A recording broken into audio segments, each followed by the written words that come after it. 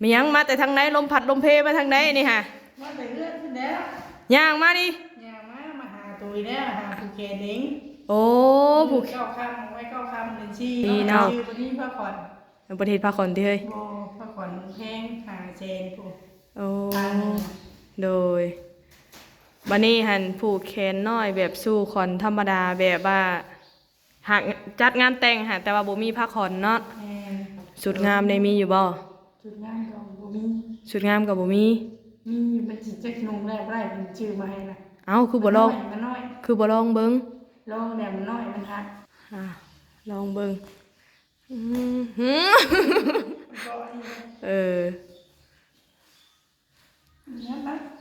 อันนี้ก็เป็นเสื้องานแต่งอีกได้นี่โอ้บ่ได้ดอกน้องมะนาวสภาพจำกันเนาะ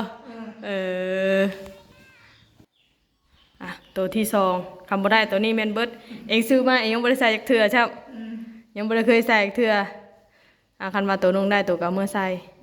งานแต่งได้อยู่บ่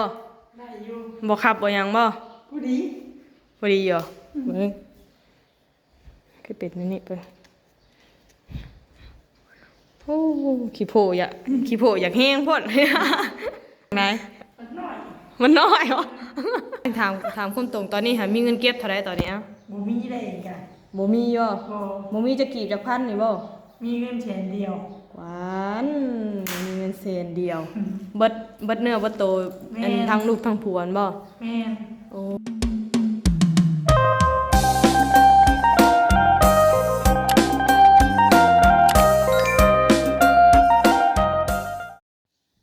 พี่น้อยเนาะเปิดภาพขึ้นมาตกใจเบิดคิดว่าเสียงผู้ใดเอิ้นสบายดีมียังมาแต่ทางไหนลมพัดลมเพมาทางไหนนี่ฮะมาแต่เลื่อนขึ้นแล้ว ย่างมาดิย่างมาหาตุยแล้วหาผู้แก่เด้งโอ้ผู้เก้าคำไว้เก้าคำหนึ่งชี9 ค่ำเฮ้ยมื้อนี้จักค่ำเฮ้ยมื้อนี้13เนาะ13 14ตีกองถือวันยังเฮ้ยบ่ได้บ่วันที่จะหาถึงวันที่จะหาบ่9 ค่ำเนาะเฮ้ยเนาะยังอีกประมาณ11มื้อเนาะ11มื้อนี้นั่งเลยดีบ่อยู่เที่ยงที่บ่คือขนาดงูหัวขนาดบ่ไปแล้วจักผากน้ำก็ได้ไปเด้อป้าโธ่ขี่ย่างมาแต่เฮือนพุ่นนะขี่รถนั่นมาจอดเฮือนได้ไวค่ะขี่รถนั่นมีหินโอ้แบบลัดมาเรื่อยๆลัดทางมาเรื่อยๆโอ้ยแต่กระบะกระเบาะเนาะมีรถเดียวได้ใช้รถทีเมื่อยทีโอ้โหขี่รถถีบได้ยังใครกว่าย่างรถทีเอาไปนะโอ้คัดเข่งนะบ่เข่งทีมันคัดเข่งอันกำลังสิลงไปแล้วหมูดีได้ตัวยังมาเห็นเองตอนอยู่เฮือนนี่ใช่ไหมแม่นไก่ว่าอันข้อมูลจะเด้อยู่ผู้ดุมหูในเดียวไปก็เห็นลายเอาหมูน้อยน่ะโหลายแล้วหา60ตัวผู้ย่างมาบัดนี้ย่างเมื่ออีกบัดนี้ย่างเมื่อหรือว่าแถวนี้ตัวก็หาบ่เลยบ่ไปซื้อชมบ่จ้ะส่งฮอดร้านค้าได้ว่ายังสิไปร้านค้าอยู่แล้วแถวนี้ได้ตัวบ่ได้ไปหาเพิ่นบ่แถวทางข้างเพิ่นเองนี่ไปน่ะเอายันมาฮอดมาถึงได้ยันว่าไปหาเพิ่นบ่ลืมเพิ่นบ่ลืมหรือว่าหาแต่คนฮู้จักเนาะป้าเฮ้ยตัวก็เสียสละเติมเนาะแต่คนฮู้จักแบบแต่พี่น้องผูกแบบว่าพอแบบแล้ววิธีเนาะชื่อวันนี้พักผ่อนประเทศพาคอนที่เฮ้ยพักผ่อนเพลงหาเจนผู้โอ้โดยบันนี้หันผูกแขนน้อยแบบสู้คอนธรรมดาแบบว่าหากจัดงานแต่งหาแต่ว่าบ่มีผ้าคอนเนาะเงินได้เสยไพ่จัดให้จากงานต่องานแต่งนะตู้ชิ้นนะงบทั้งเพิ่นเท่าไรจากงบทั้งเพิ่นน่ะก็ได้เงินไขกับผักก็ได้3 ล้านเงินนั่นจะไม่ชื่อชิ้นกับ4 ล้านเท่านี้นะทั้งเบิดน่ะเงิน7 ล้านบ่เฮ้ยโอ้คันคือว่าตามจริงมันก็บ่อยากพอเลยเนาะชื่อชิ้นอะไรนะแบบว่าผูกคอต่อแขนแบบพอแล้วฮีเดียวคองอ่ะเนาะเฮ้ยเนาะแต่ว่าทั้งผัวตัวได้สับบ่ได้มีหยังเลยบ่มีหยังเลยบ่ได้เงินเนาะเราก็เฮ็ดได้ จะเห็นอะไรเนาะเฮ้ยเอามายังลูกน่ะ ที่เกิด เออกำลังจะชวนหุ่นไปหันค่าเนาะเฮ้ย ทานได้ไหวบ่ ค่าบาไส้นี่ได้อืม มาช่วงนี้ว่าเงินในใบ ส่งคุณบ่ส่งก็ส่งบ่ยากดอกเดี๋ยวออกไป ยั ให้ งลอยมันแข็งยอด แม่นหั่นแล้วเนาะไก่ซ้ำ ใช่ของน้ำตัวนี้ ห้องน้ำเองอยู่ข้างเฮือนพุ่นน่ะเฮ้ยอยู่พุ่นอยู่เฮือนห้องตู้แม่พุ่นอยากเข้าห้องน้ำบ่เป็นหยัง ชอบ โอ้เดี๋ยวสิไปตอนนี้บ่ อ่ะมาต่อกันเนาะพี่น้องเนาะกินนี่พักไปเข้าห้องน้ำอันไหนลูกอ่า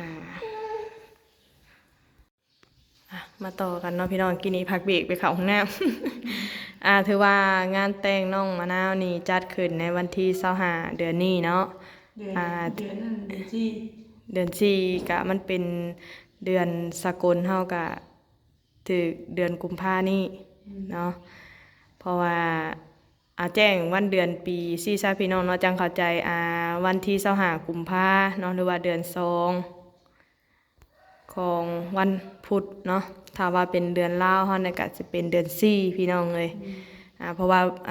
มื้อนี้ก็วันศีลเนาะมื้ออื่นก็ตีดับวันจันทร์ก็ถือออกไม้1ค่ำเนาะแม่นแล้วเพราะว่า FC บางคนเพิ่นก็เข้าใจบางคนเพิ่นก็บ่เข้าใจเนาะถือว่าตอนนี้ก็เป็นเงินทางผู้ใหญ่จัดแต่งให้เนาะหรือว่าจัดงานแต่งเพราะว่าตอนนี้ก็บ่มีฮอดผ้าคอนสุดงามได้มีอยู่บ่ จุดงานก็บ่มี สุดงามก็บ่มี มีมันจิจักนงแรกได้เป็นชื่อมาให้นะ เอ้าคือบ่ลอง มันน้อย คือบ่ลองเบิ่ง ลองเนี่ยมันน้อยมันหัก หาสิมีชุดใส่อยู่บ่ซะบัดนี้ ตัวมีว่าตัวใด มีก็เอ็งเบิ่งตัวคือสิใส่บ่ได้ดอก เอามาโชคเบิ้ง มาโชว์เบิ่ง มันน้อยได้เบิ่งสิเอามาให้เบิ่งเด้อตัวลองมึงดูแก้มติ่งโชว์มึงดูเอ็งว่าชบได้บ่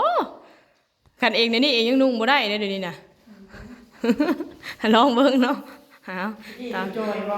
จอยเด้อเนาะเองยังบ่ทันได้รู้อ่ะลองเบิ่งพี่น้องเอ้ย พอดีเขียนเลย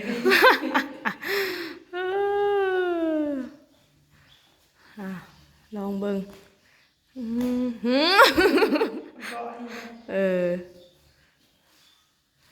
นี่ยปะ โอ้ยได้อยู่บ่ล่ะ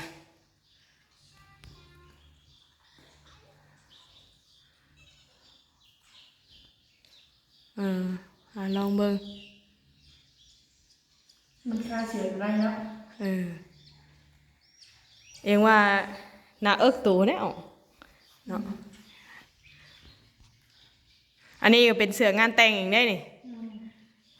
โอ้บ่ได้ดอกน้องมะนาว สภาพเพื่อน จำกันเนาะเมื่อไหร่จะนุ่งเสื้อธรรมดาเนี่ย มันบ่ได้ น้อย เสื้อเองก็ เนาะ แม่นอยู่เพราะว่าคันเองก็ยังนุ่งบ่ได้สิเนาะเฮาเองก็มีก็เดี๋ยวนี้เองก็นุ่งบ่ได้เด้มันมีแต่ตัวน้อย มีบ่ ๆตัวใหญ่บ่มีเพราะเองก็บ่ได้ซื้อไว้นะเฮ้ยตัวอันตั้งแต่หลังคลอดลูกมานี่ก็บ่ได้ มีแต่แบบเดียวนี่บ่ เสื้อนะ แบบลายแบบอีกบ่ ลายแบบเองว่าโตคือสิใส่บ่ได้เฮ้ยเพราะว่ามันน้อยได้ เอามาเบิ่ง ลองเบิ่งเนาะเบิ่งค่ะ ลองเบิ่ง ตัวที่2คำบ่ได้ตัวนี้แม่นเบิดเองซื้อมาเองยังบ่ได้ใส่จักเทื่อครับยังบ่ได้เคยใส่จักเทื่อคันว่าตัวนึงได้ตัวก็เอามื่อใส่งานแต่ง มันมีกันสิคือกันนั่นเด้ บ่หาตัวนี้สิใหญ่กว่าอยู่ได้เฮ้ยมะนาวเอ้ยมันค่าเสียงไงเนาะ เอาเสื้อนี่สาวมุกดาซื้อมาก็ยังบ่ทันได้ใส่ซ้ำพี่น้องเอ้ยคันว่าน้องมะนาวเพิ่นบ่มีเสื้อก็สิให้เพิ่นยืมมื้อใส่ก่อนเนาะ เห็นจังได๋ ใครแน่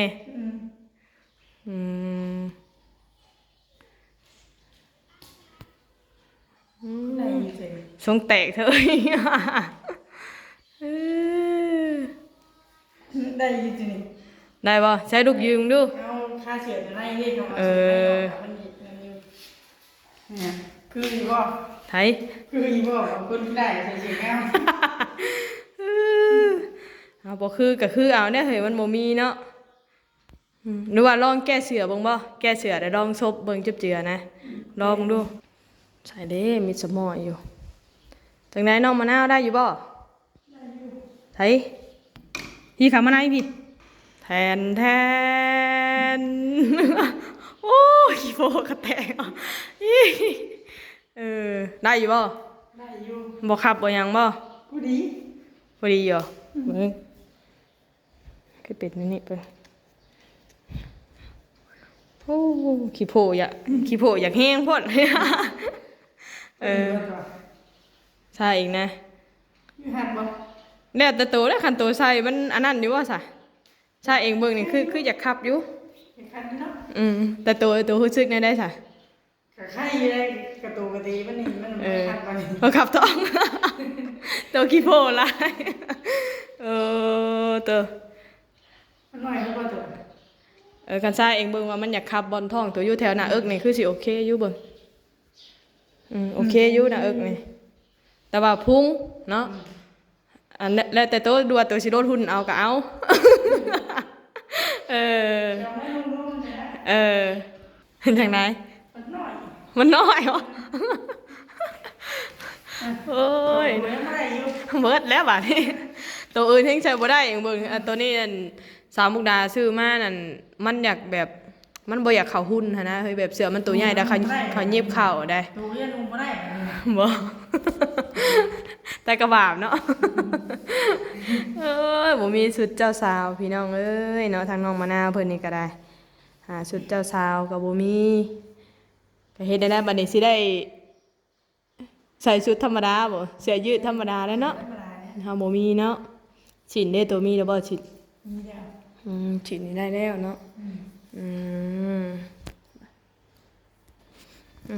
แสดงว่าตอนนี้ก็เสื้อเจ้าสาวก็ยังบ่ได้เนาะได้แต่ฉินตัวสียังฉินตัว สีเหลือง สีแดงมาต้องใช้เสื้อสีแดงไงสันเฮ้ยอาฉินมาใช้ฉินนะ สีแม่ที่ชื่อให้ โอ้แม่น้องน้ำทิพย์แม่น้ำทิพย์ ชื่อเราก็ชื่อให้ได้มันน้อยไปนี่นะ น้อยใช่ ไปพื้นได้เฉยบ่ได้บ่ไปแก้ข้างมันนี่ข้างมันแบบนี้โอ้ยนี่เขายิบเขาตั้งสองอันน่ะมันใหญ่โพด นะ ตัวลองคันตัวลองเมื่อเบิ่งเด้อถ้าว่าปีกอันนี้มันยังยาวแต่ตัวเอาไปให้อันเพิ่นแก้ออกแล้วเพิ่นหยิบมาอยู่ในบันพีชน่ะลองเบิ่ง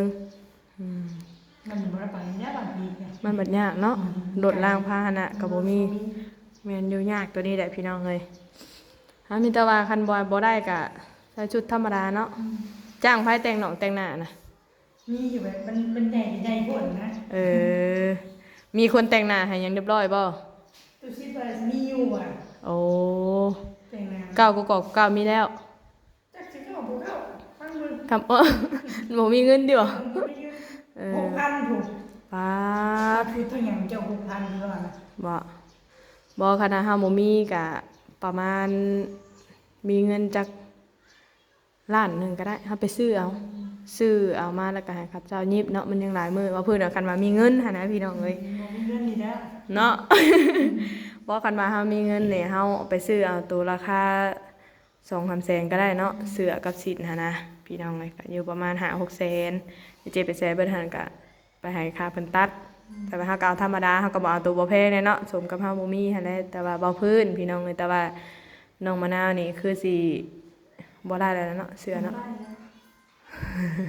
ทั้งสาวบอกสบายเพิ่นได้บ่มีบ่เสื้อเกาะเสื้อกาวเพิ่นเมื่อก็ลองถามเพิ่นเบิ่งเพราะว่าเอื้อยลาวก็มีคือสิมีหลายอย่างเนาะเพราะว่าใช้ลาวก็แต่ก่อนเอื้อยลาวก็อวบเนาะเดี๋ยวนี้เราจ้อยเดี๋ยวนี้ยันมาเพิ่นมีเสื้อเกาะเสื้อกาวนะเมื่อถามลองเบิ่งก็คือมื้อนี้ก็ทางน้องมะนาวเพิ่นก็มาแจ้งข่าวดี เนาะเสียเวลาลงเนาะธรรมดาได้อยู่ มีคอมีแคแบบนั้นหั่นแหละมือข่าวพักคอนเฮาก็อยากงามเป็นพิเศษได้เนาะ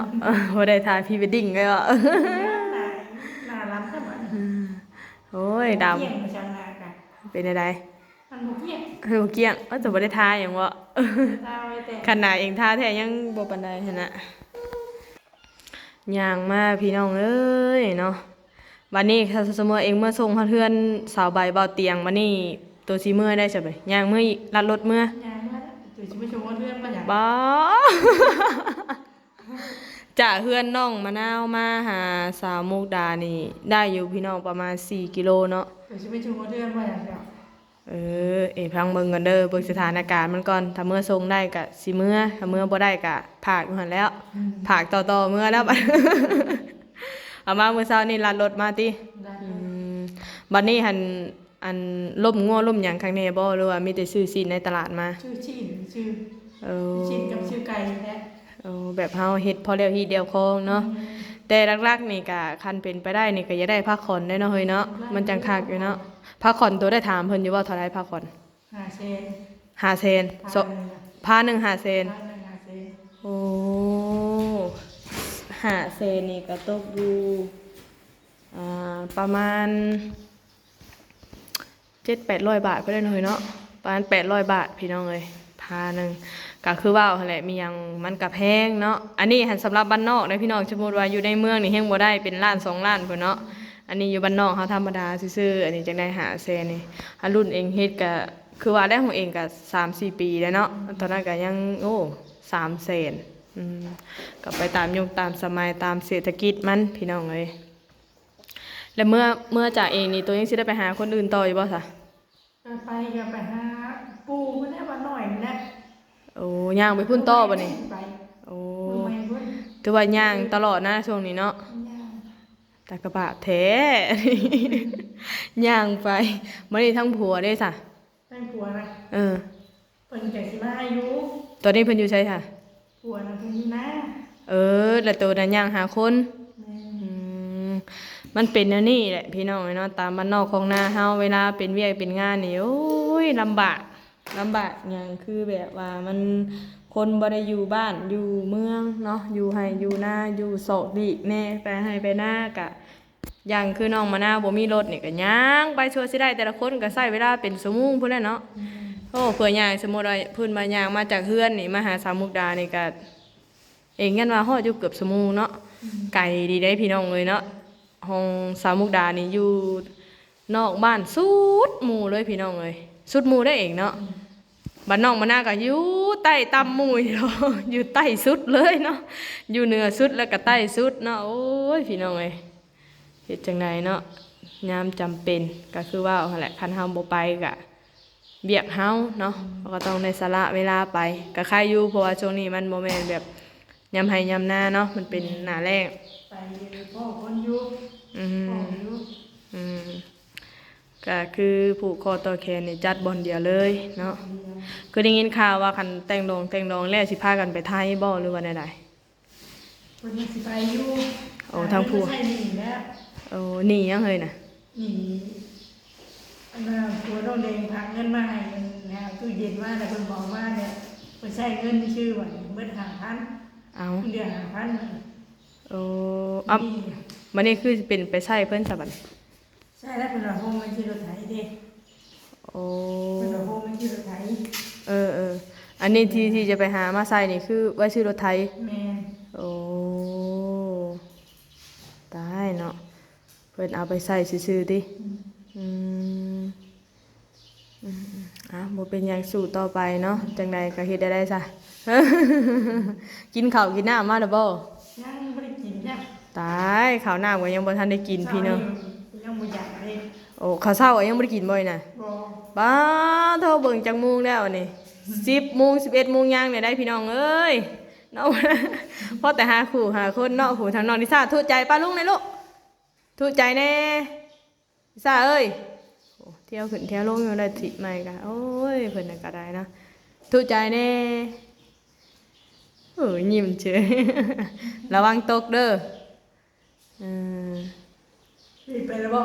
ยังซื้อมาซื่อๆเด้อซื้อมากะยู่เอาแน่แม่แน่ยู่ให้ขี่